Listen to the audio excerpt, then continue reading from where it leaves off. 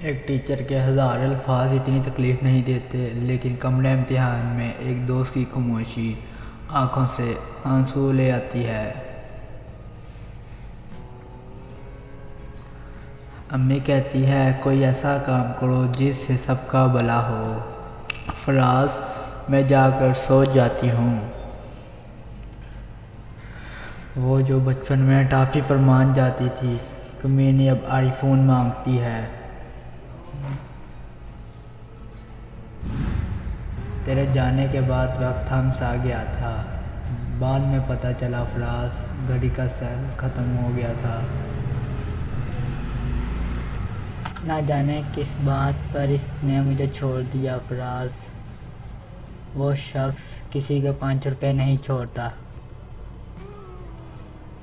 پٹھان: یار یہ شادی کے جوڑے کہاں بنتے ہیں آدمی آسمان پر۔ پٹھان: یار میں تو دردی کو دے آیا ہوں۔ پٹھان لڑکی سے بولا میرے دل میں آ جاؤ۔ لڑکی غصے سے بولی سینڈل اتاروں کیا؟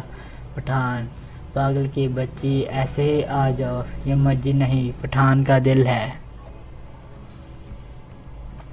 شادی کیا ہوتی ہے یہ سمجھنے کے لیے ایک سائنسدان نے شادی کر لی۔ اب اس کو سمجھ نہیں آ رہا کہ سائنس کیا ہوتی ہے۔ نزلے اور زکام کے بعد گلے سے ایسی آوازیں آتی ہیں جیسے سلنسر پھٹ گیا ہو۔ دور حاضر میں وہی شخص سر اٹھا کر چل سکتا ہے جس کے پاس موبائل نہیں۔ ایک پٹھان خودکشی کے بارے میں تقریر کر رہا تھا کہ خودکشی آرام ہے، بزدلی ہے، پاگل پن ہے، ایسی موت سے اچھا تو انسان بندہ اپنے آپ کو گولی مار لے۔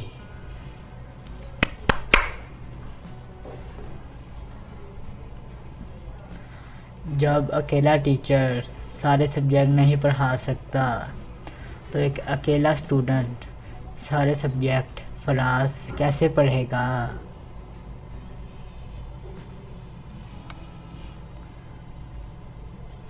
کل موبائل خراب تھا تو رات 8 بجے ہی نیند آ گئی۔ گھر والے اٹھا کر ہسپتال لے گئے۔ جب میں اداس ہوتا ہوں تو گانا گاتا ہوں، پھر مجھے تسلی یہ ہو جاتی ہے کہ میری آواز کے حالات مجھ سے بھی خراب ہیں۔ آندھیوں سے کہو کہیں اپنی اوقات میں رہیں، اس ہفتے میرا تیسرا کچھا غائب ہے۔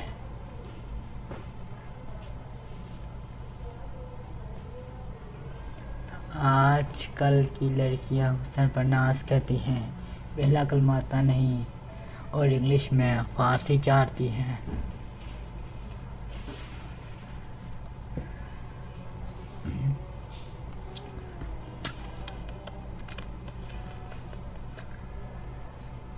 ایک آدمی یونیورسٹی کی ٹوائلٹ میں گیا تو اندر سیٹ پر بیٹھا تو سامنے لکھا تھا کہ اتنا زور اگر تعلیم پر دیا ہوتا تو آج کسی اچھی سیٹ پر بیٹھے ہوتے۔